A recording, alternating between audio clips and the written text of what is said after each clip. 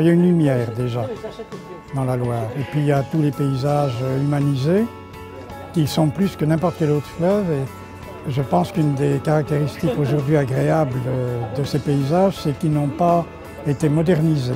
On n'a pas eu de fleuve navigable, on n'a pas eu d'industrialisation, on n'a pas eu un développement urbain énorme et on a gardé des paysages qui restent encore très traditionnels.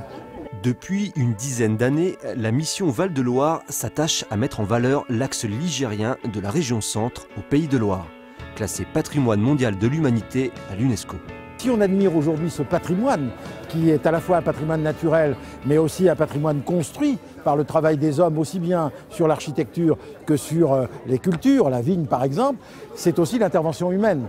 Et ce sur quoi on s'extasie aujourd'hui à juste titre, il a fallu que les hommes interviennent. Ce n'est pas un milieu naturel au sens où l'homme n'est pas intervenu. Donc il faut concilier cette préservation du patrimoine avec cette vision d'innovation, de modification, mais qui respecte le patrimoine.